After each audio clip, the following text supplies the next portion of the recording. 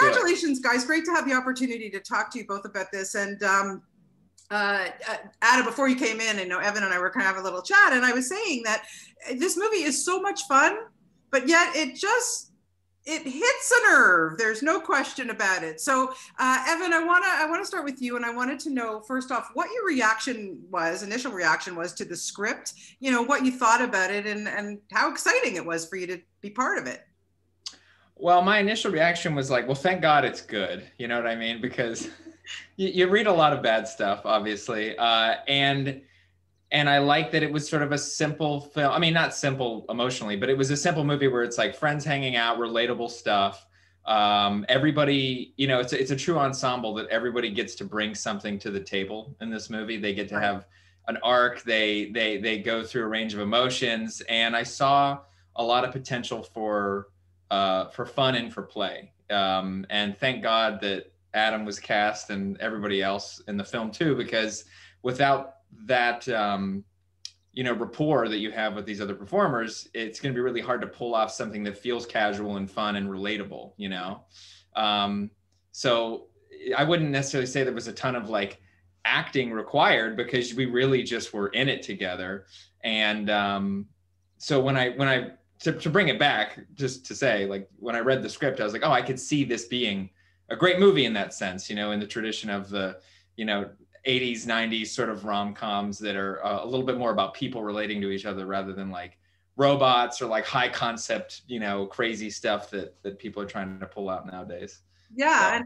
And Adam, I want to ask you, Evan just basically touched on, none of you guys knew each other, and here you are, you're dumped on this set together, this beautiful house, by the way, and you're all best friends. You all know each other. You grew up to your college or whatever together, and you have this great camaraderie.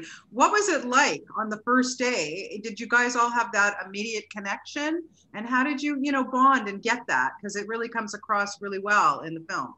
Yeah, it's actually really uncanny in that way. I mean, what I love about the script is that it sort of addresses a really simple kind of question that I think a lot of people think about, which is all these people are stuck in these relationships and they never really tell the truth to each other. And what an interesting idea just to start doing that. And I love that part of it when I saw it. But when we got together, it was odd. I mean, I would say the casting that Leslie did, was really almost one of the greatest things that she brought into the process, because for some odd reason, we all clicked in a way that I've done a number of different things, and it never clicks that way. It never clicks. So much so that like you get in your car to go home and you're like, I just want to go back. I want to do the next scene. I want to see what we're going to do with that. And we all had this I think, real desire to connect and desire to establish that, that sort of bond that these people have. Mm-hmm. And also just, we all really, I think, are pretty good people. And I that makes a difference. I think it does. Oh, 100%. I mean, you don't want to be working with a-holes. And it seemed to me that you all were on kind of common ground there. Yeah, for sure. Just a mutual desire to spread joy, have fun, and to find these people together. And it was really one of the best experiences I've ever had on camera. Cool. Oh, that's good to hear. Other than the fact that Adam said no eye contact with him during the entire shoot when we're not shooting, it was very real. It was fun. Yeah. It's a 10-foot. Keep your distance. But other than that, he's got the Tom Cruise rule. Right, like kind of like COVID rules, like just stay away. Don't come close to me. Yeah, 100%. No touching. Yeah, exactly. No touching for sure. Evan, it's funny. By hour 2, our arms were around each other on the couch. I mean, that's where we were. True. Evan, it's interesting because you and the actress who plays your wife, of your characters, are going for this honesty weekend. This is the goal here. You've brought your friends to kind of buffers, whatever. And I'm wondering, what do you think? When is it the right time to kind of maybe not tell the truth? Like, should we always be 100% honest with each other? Constantly. There's so many reasons. No, I think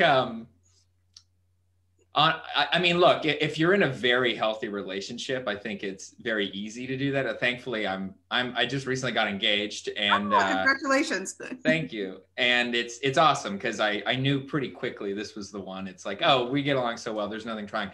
But and a lot of times, I think if it's a very trivial thing and it really doesn't matter, like if they made some food or something and it wasn't like exactly perfect, it's like, right. why even start an argument? Why nitpick that? But obviously if it's like a giant, if it's a big matzo ball, as they would say in Seinfeld, hanging out there, you should probably address it. But some people are just petty, you know what I mean? So you really have to figure out whether it's worth dying on that hill. Yeah.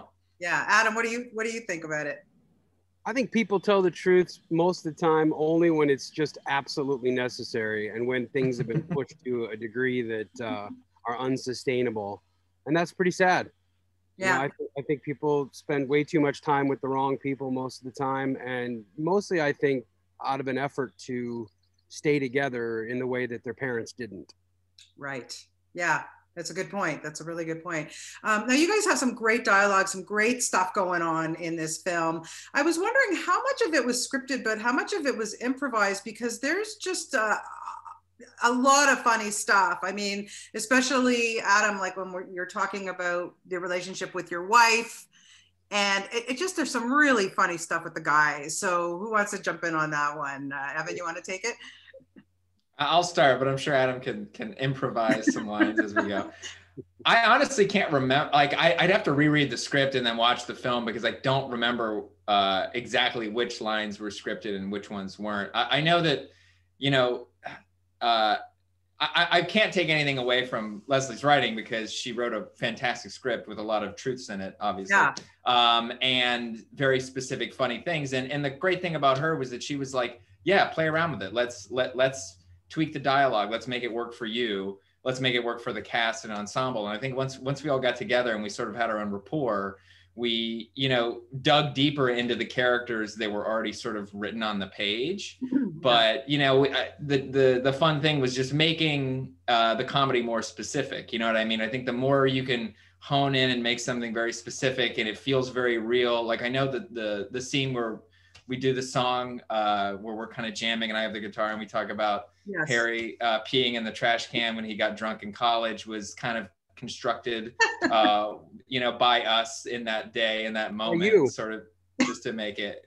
Yeah, but I mean, we all every element of that scene was a lot of fun because the interplay between him and Nate and then myself, it was just those kind of moments are really fun and they're hard to manufacture. So again, it was such a special film to shoot. Yeah, it looked like a lot of fun. And Adam, I'm wondering, because I like the fact that this was written and directed by a woman. Do you think it would have been a completely different film had it been given to us by a man? That's interesting. I don't know. I don't know the answer to that, but I will piggyback off of the last question and just say that Leslie, like, she just came into it not being so precious about it. And she recognized right away that one of the best things I got going is the vibe these people are putting together. And why would I stymie that, what that could create and make? And we were having so much fun that because of that, because of her sort of leniency on the words and on the specific script that she wrote, because of that, it allowed us to just sort of be excited about, we'd be downstairs, in the green room, kind of creating what the next scene was going to be. Right. What if we try it like that? What if this happens? What if I say that? And she was totally on board with us saying however we wanted to try it, And then if we strayed too far, she'd say, well, let's come back and let's do one where we kind of stay within what this is. And if you guys want to do another one, and I'll just say that I think that is if you want to really create something special with the cast you have, that is the way to do it. And I've certainly spent a lot of time, being on shows where people are like, I'm sorry, Adam, it is not. And you're like, oh, yeah. Okay. It is, okay. Wow. All right. And Leslie let us play and she's she cool. she kind of ran it like a Robert Altman set. You know what I mean? It was very, not that I've ever worked with Robert Altman because he, you know, died several years ago, but yeah, from what you've heard. The vibe. Yeah. He's got the vibe of, you know, sort of it's a little bit loose. It's a little fun. And let's make something that reflects people existing rather than just having to say rote words. You know what I mean? Yeah. And I would think shooting at that home too must have helped with your camaraderie because you were all kind of in this one location, and it looked like a great place to shoot. The whole thing was done there pretty much. It was like we're making a movie in college with, you know, incredible equipment, incredible actors, you know, great crew, great. It was just all. It was super fun to just drive there every day and just, you know, laugh and play and make really good stuff. It was such a joy. Honestly, we all kind of missed it afterwards. I pitched that she let us all stay there overnight the whole time, but we might have killed each other at that point. I think we maybe needed the break, but I was like, we should just do like a weekend. You know, just pack our bags. But I think that might have been like against the union or Airbnb or something. I don't know, whatever. I get it. Okay, so now that you two know each other so well and you're best pals, Adam, I'm going to start with you. What's the most honest thing you can tell me about Evan? Oh boy, I was not prepared for this question. Or pretty honest. Oh my gosh, you have to go to him first, and then let me process that. Because okay, Evan, what's the most honest thing you can tell me about Adam? Honestly, most honest thing. Great karaoke singer. One time we went to the drawing room after, it was like a week after the shoot, or maybe like 2 weeks after the shoot. And we partied. We partied pretty hard. I got a parking ticket the next morning. That's how bad it was. I ended up, he let me sleep on a crash on his couch. Honestly, great singer and amazing place. He's got a really dope place that I stayed at. Okay. I can tell you something honest. No. I would say, and this has probably changed considering he's met his like future person, you know, but I would say that in general, Evan doesn't realize how cool and good looking he probably really is. Okay. Oh, that's a very sweet, that's an actual nice, honest thing. And it's true. Yeah. Which is good. That's really. I'll say Adam is like the male Oprah. He's he makes people feel good. He's very savvy. He's an emotionally savvy person. I love it. Well, listen, guys, congratulations on the movie. It is a lot of fun. And I just really want to thank you for your time today. I had a lot of fun with you guys, and best of luck with everything. Just stay safe and stay healthy. Okay. Thank you so much. You too, Bonnie. All right. Take care. Bye. Have a good one. Okay. Bye. Bye.